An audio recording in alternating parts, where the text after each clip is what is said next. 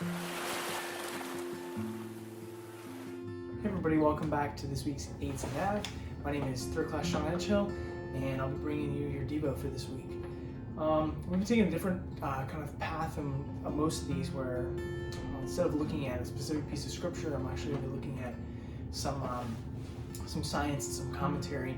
And as you can guess by the title, I'm going to be talking about, is God real? And I'm going to look at that through a kind of like a logical scientific perspective. Everybody kind of approaches this question differently.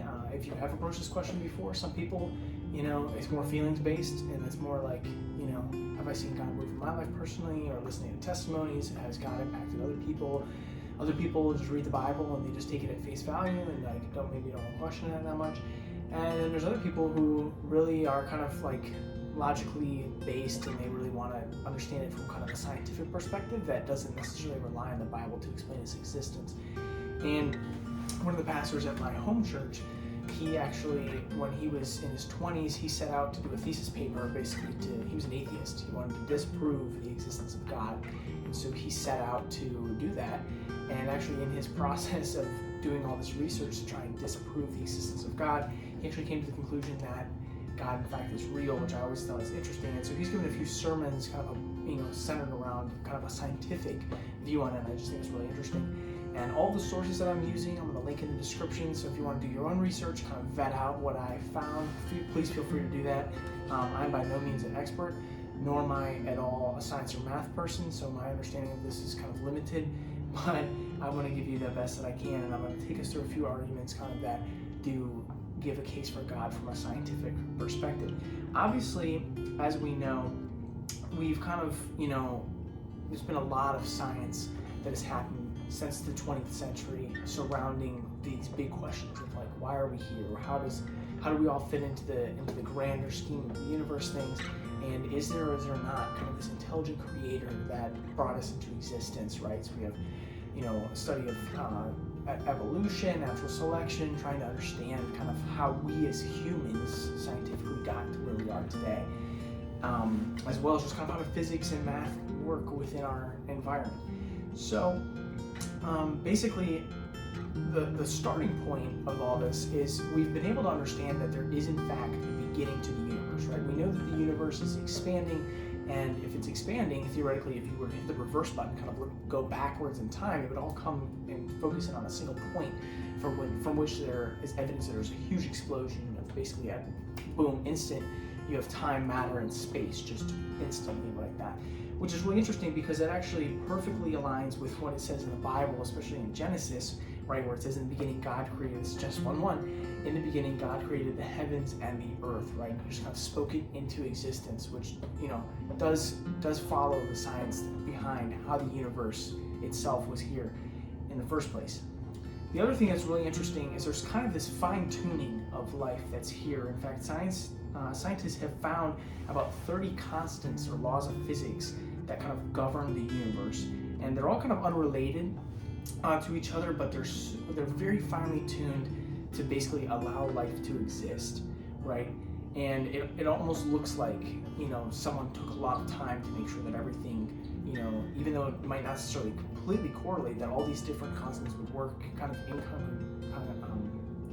congruence to make a life possible, and they're very, very precise in order to sustain life on Earth.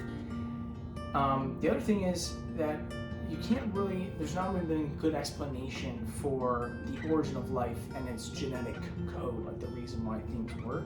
In fact, Francis Crick, who was one of the discoverers of DNA, he was an atheist, he actually stated, an honest man could only state that in some sense the origin of life appears at the moment to be almost a miracle.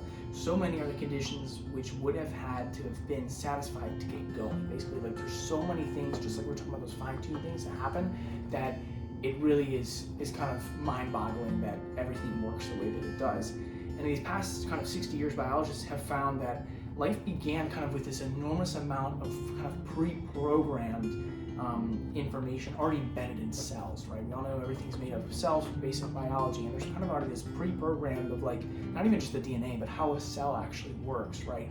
How all the different elements in there allow a cell to function, reproduce, and create energy, all that stuff.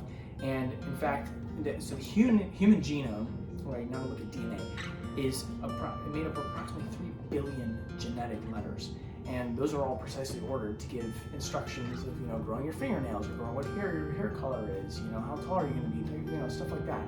And it's just really interesting how complex that is, especially since a lot of that seems to be kind of pre-programmed, right? So there's just kind of a question of like, you know, where would this all kind of just randomly come into place where it's all precisely tuned?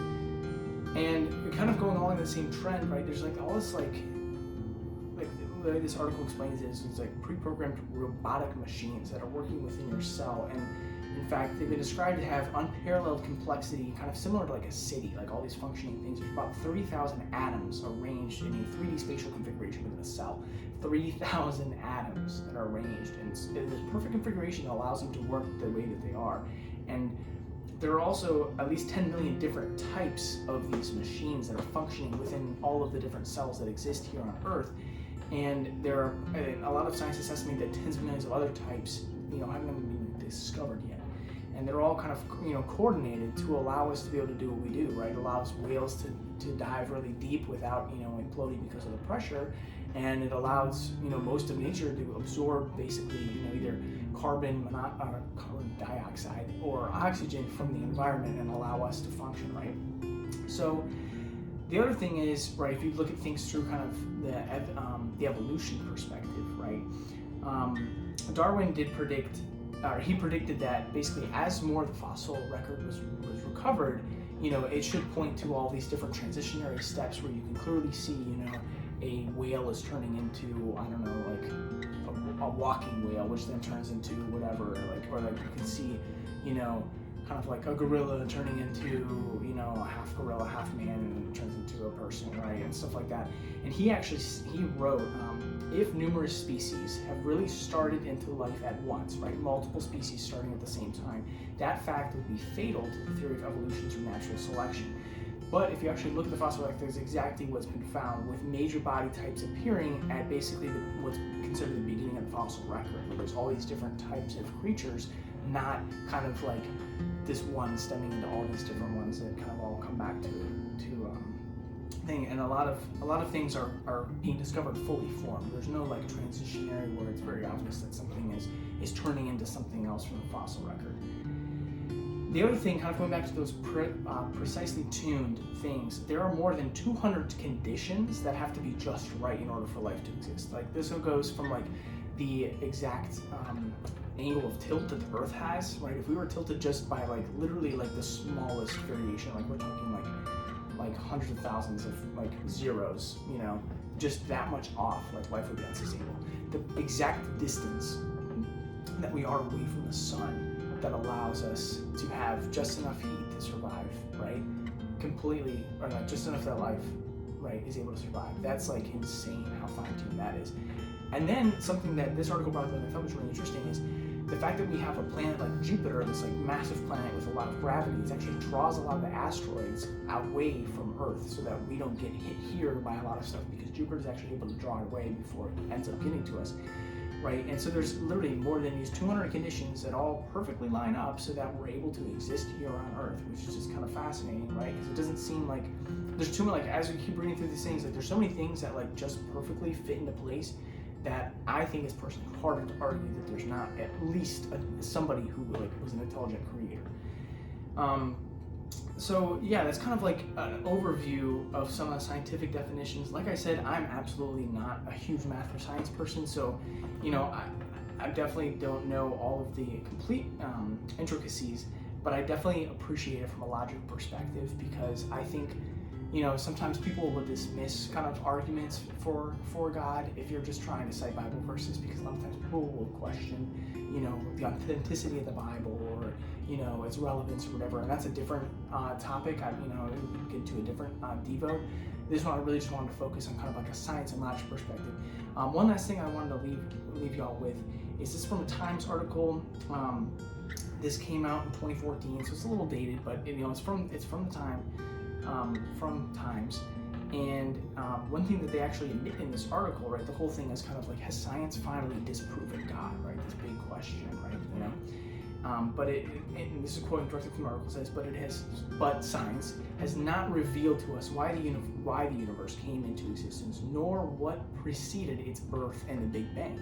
Biological evolution has not brought us the slightest understanding of how the first living organisms emerged from inanimate matter on this planet, and how the advanced cells, the highly structured, right, like we were talking about, those building blocks of advanced life forms that allow us to sustain life, ever emerged from simpler organisms. Neither does it explain one of the greatest mysteries of science.